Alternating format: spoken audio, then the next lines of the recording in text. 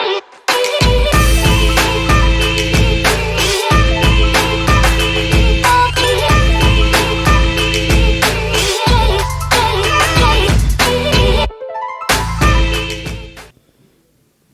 is Lewis Hart for Boxing Social in association with Empire Fight Store and William Hill. Delighted today to be joined at the Ben Davison Performance Centre with Ben Davison.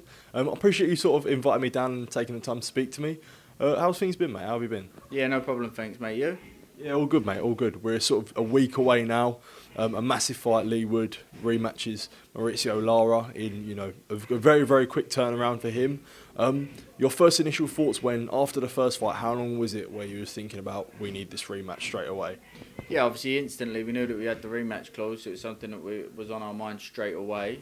It was on my mind when I put the towel in from the first fight, to be completely honest, but, you know, I had to weigh up the options. Obviously, at the original very start, there was talk about potentially letting Mauricio Lara and Josh Warrington fight, Leigh fighting the winner. However, then the WBA put out that they was going to order their mandatory Kolmatov yet, and that meant that there might be a tricky situation if we was to then let Mauricio Lara and Josh Warrington fight, for Leigh to then get his rematch and fight for his belt. So, you know, Leigh wanted to get this immediate rematch on, and the type of student Leigh is, you're almost able to mould him per fight into what you want him to do. And you know, there's some slight adjustments for the rematch, but it's not a complete, to take Leigh completely away from what we want him to do to then bring him back to it would have been harder to do than the turnaround. Is the turnaround quick? It is quick.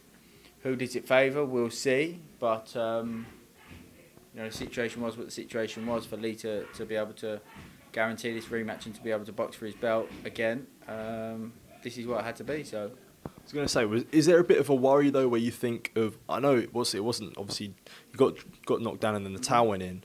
Was there a bit of a worry after getting stopped that potentially could have been too quick after a fight like that? I know it was a fight that he was, you know, very, very high up on and he was winning, but was there always a bit of a worry after getting stopped, having a quick turnaround after that? It wasn't a sustained beating. Like, fighters get hurt in the gym and then go and fight a couple of weeks after, you know. Leigh's the type of lad that looks after himself. It was a single shot.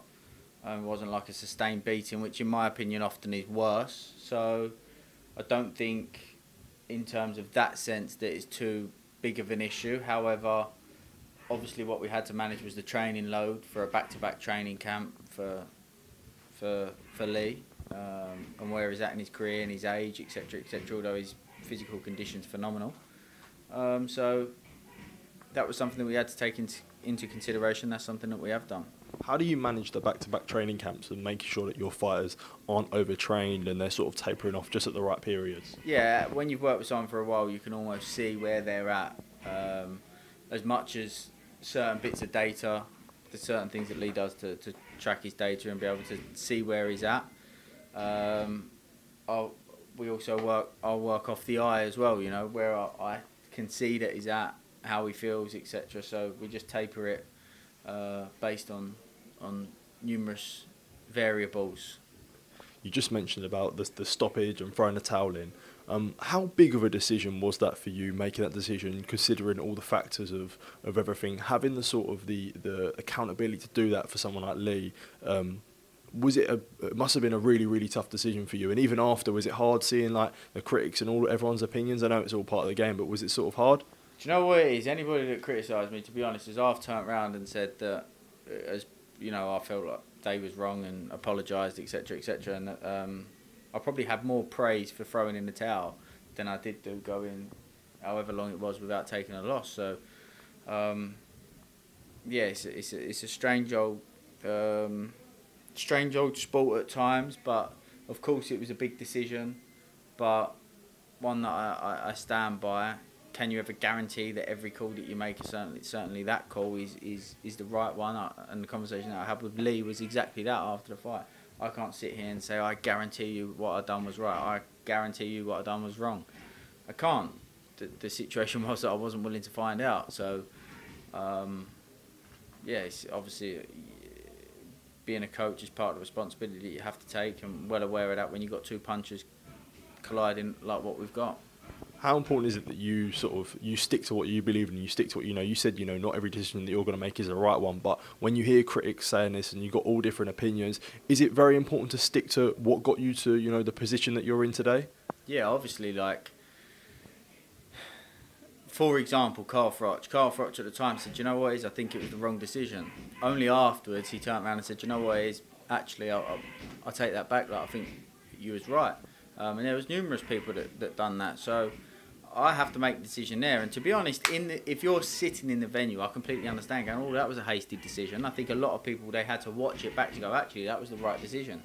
Nobody knows the fighter like I do. And, not everybody has to agree with your decision. So that's just, like I say, it's part of the job. And,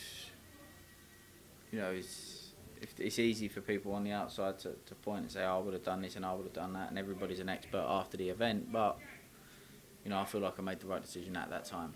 And just sort of last one for me, I saw as I walked into the gym today, I saw sort of on the top was the sombrero. Is that just a little bit of extra motivation for Leigh? When it's getting hard, he looks at that and looks is it just the sort of extra motivation, would you say, having it there? It's a reminder every day, isn't it? It's right above the ring that Leigh works in. So every morning when he climbs into that ring, it's a reminder that he can see it.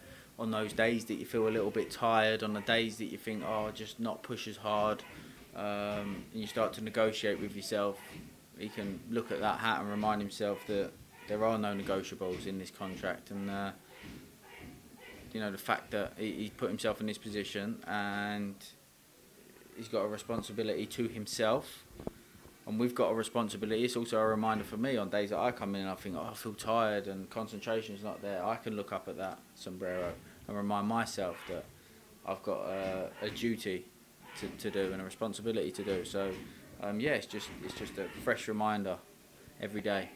Well, Ben, thank you for your time, mate. I appreciate it. It's always busy for you, so I appreciate you sort of taking the time to speak to me, man. Thank you for your time. Appreciate it.